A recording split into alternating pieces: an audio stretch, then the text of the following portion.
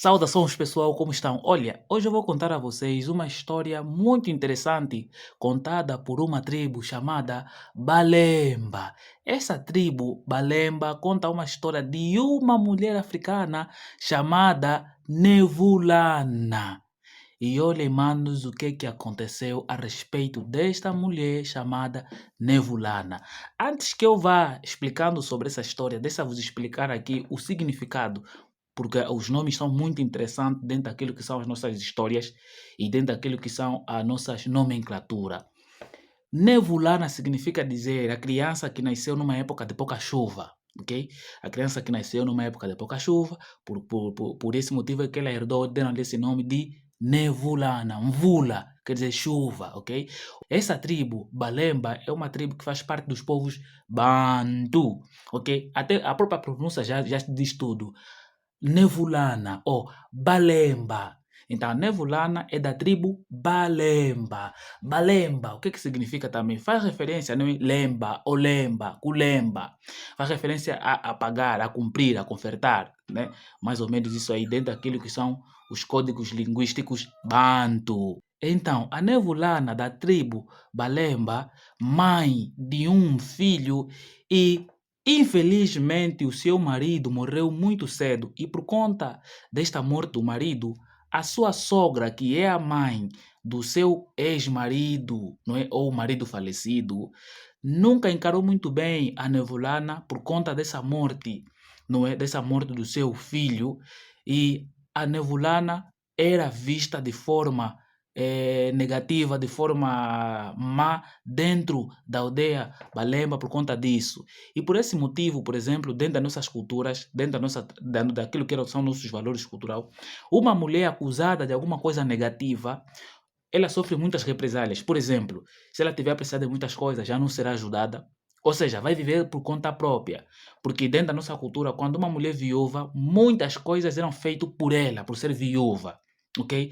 Por exemplo, buscar água para ela, cozinhar para ela, alguns alimentos das lavras de outras mulheres iam trazer algumas coisas para ela. Ou seja, ela seria sustentada por outras famílias, por outras mulheres, por conta dela ser viúva. Isso acontecia muito dentro das nossas aldeias.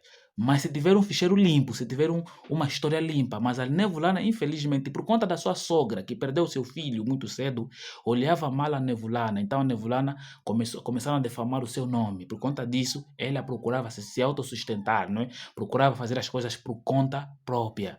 Então, assim foi. Um dos dias, a Nevulana indo catar lenha ou indo procurar lenha para fazer a sua comida, pôs o bebê nas costas e a sua bacia na cabeça, como é dos nossos costumes africanos, nossas mulheres bantu. Ela, quando foi se aproximando a uma árvore com galhos secos, não é? Ela pega o bebê, põe ela aí mais próximo, não é?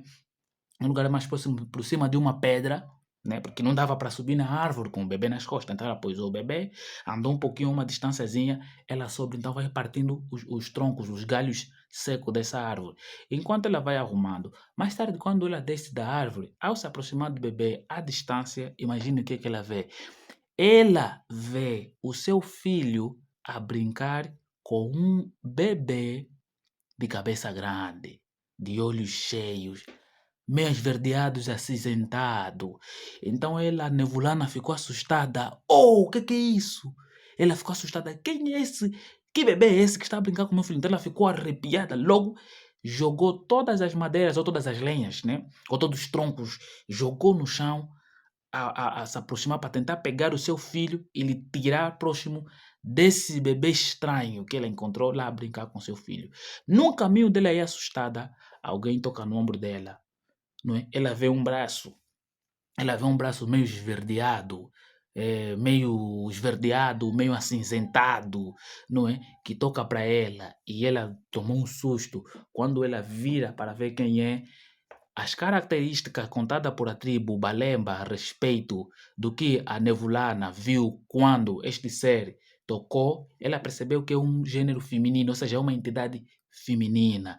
E essa entidade feminina tem as características como o lábio em forma, quer dizer, o lábio não tem expressão no rosto, o lábio parecia uma linha apenas, sabe? Tipo assim, uma linha apenas, e o nariz muito pequenininho, a cabeça muito grande e os olhos grossos, né? E meio rosada, que tocou para ela.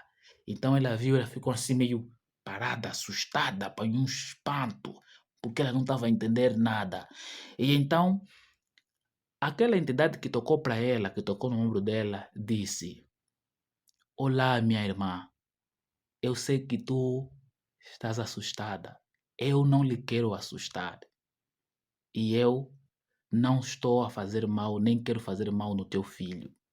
Aquele que está a brincar com teu filho é o meu filho. E o teu filho e o meu não estão assustados. Por favor, minha irmã, segura um pouquinho o teu medo. Eu sei que vocês sentem medo quando veem seres diferentes de vocês. Mas permita que o meu filho do outro mundo brinca com teu filho desse mundo. Pelo menos isso, porque não se fará mal nenhum. Eu sei que tens medo, mas não te farei mal algum. Então Nevulana ficou assim meio quieta, ficou parada com susto e aquela entidade repetiu dizendo novamente: Eu sei que não sou semelhante a você, mas não tenha medo, não te farei mal algum.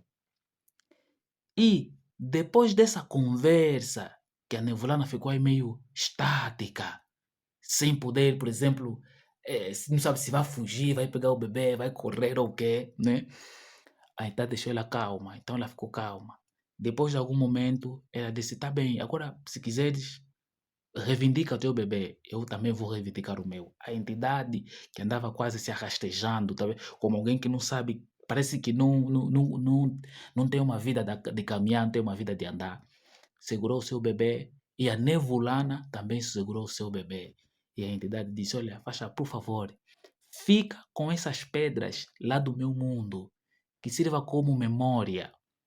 Um dia nós voltaremos a nos ver. O meu povo, o meu mundo, um dia voltará a ver o vosso mundo. No dia em que vocês superarem o vosso medo, o vosso trauma, o vosso ódio, a vossa revolta e a vossa perseguição e a guerra. No dia em que isso acontecer, nós um dia nos voltaremos a ver, o meu povo e o teu povo. E por favor, toma esta pedra e sirva como memória de que um dia alguém lá do outro mundo interagiu com alguém do outro mundo e os dois bebês de mundos diferentes interagiram pacificamente. Então ele entregou uma pedrinha. A Nevulana saiu daí depois de pegar o bebê, foi e contou isso na aldeia, contou isso na tribo, na tribo toda. Então, essa história se tornou viral na tribo.